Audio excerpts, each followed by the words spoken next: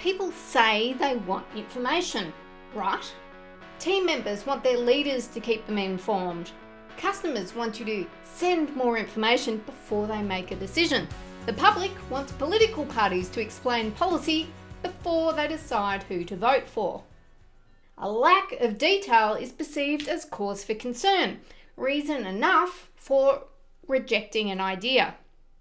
For example, you may have had a stakeholder reject a proposal or a customer balk at buying because they just didn't have enough information. This is because an absence of detail is often construed as an absence of thought, and by extension, an absence of answers. To avoid this, we often shovel vast amounts of information at our audience. We hope thick slabs of text will be thin sliced as due diligence. Gosh, they must be thorough because look how many pages there are.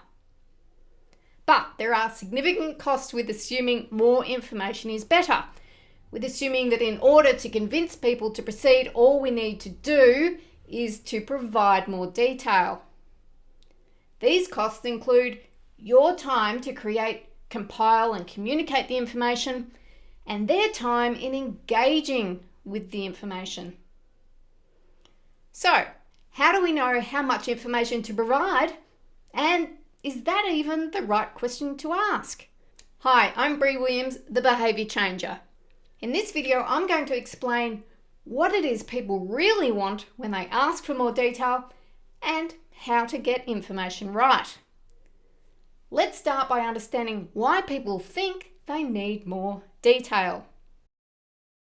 The most obvious reason for requiring detail is to be informed.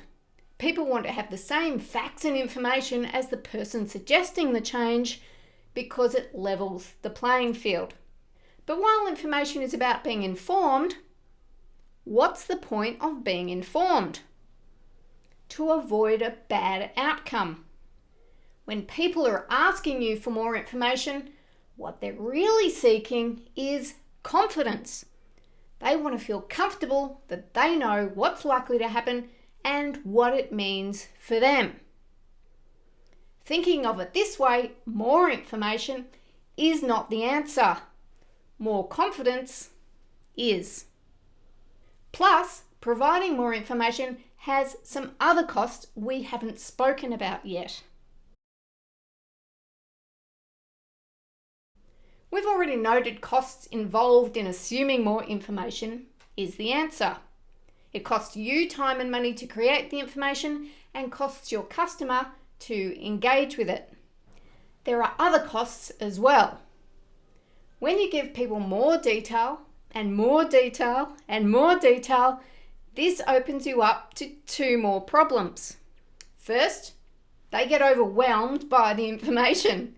Rather than confess they haven't bothered to read it or understood it, they either avoid taking your calls or point to flaws as a reason to walk away. Second, they use the details to poke holes in something they never planned on doing anyway. They use the detail to attack your proposal. While you provided X, they complain you didn't provide enough detail on Y, framing you as incompetent. So, how do we give people what they really need? Water everywhere and not a drop to drink. We think giving people more information will give them the answers they need to proceed, but instead it often drowns them. Our task isn't to give them more information, it is to give them the feeling of comfort that having lots of information provides. The heavy lifting is not in creating the information, but in curating it. Focus on what the information does rather than what it is. What do I mean? Does the information engage them so they are interested enough in what you are sharing? Have you provided a what's in it for me and made sure you've written from their perspective, not yours? Does the information make clear who needs to do what? Is there a clear call to action and time frame? Or are you trying to be everything to everyone and confusing them in the process? Does the information diffuse fears about proceeding while provoking fears about not proceeding? In other words, do you have the right kind and amount of tension so you hold their interest and compel them to act? But beyond that, what specifically should you do to get information right? Here is my 6S system. When designing the type of information you'll share with customers, colleagues, or constituents, follow my 6S system.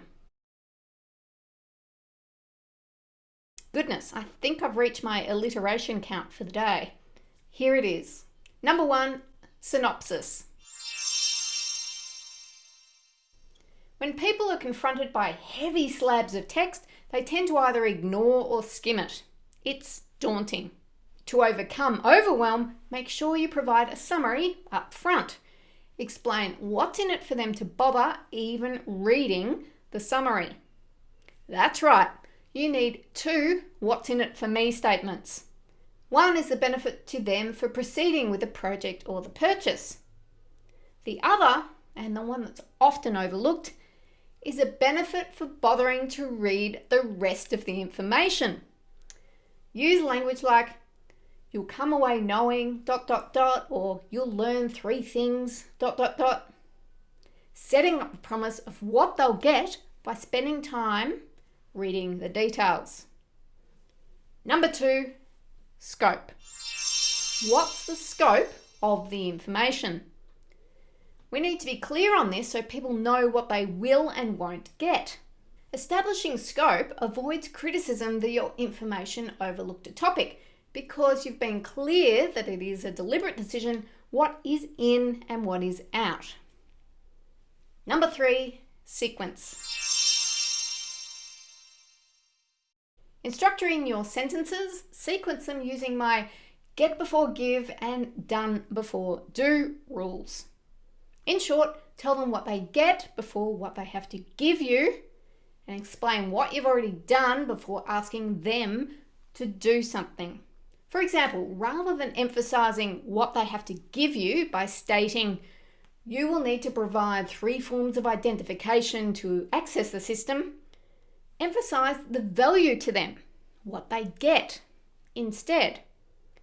Something like, so that you can access the system, you will need to provide 3 forms of identification. Number 4, subject. Who is the subject of the statements you make? A big reason for confusion when it comes to written communications is poor use of pronouns. Passive language is used too much, making responsibilities ambiguous. See how I just used passive language?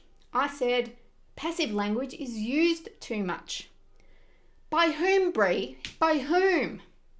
I could have instead said, we use passive language too much.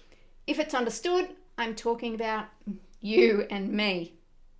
The key is to use first and second person pronouns, so I, we, and you, to be clear on who is doing what and avoid gaps in accountability. Now, there are 2 remaining S's to get your information right, but I'm going to have to hold off on sharing them with you in this video. You see, this is a sample of content from my Just Do This membership program, and only members get to unlock all my secrets. But don't worry, it's easy to find out more and join at briwilliams.com. I hope to see you there.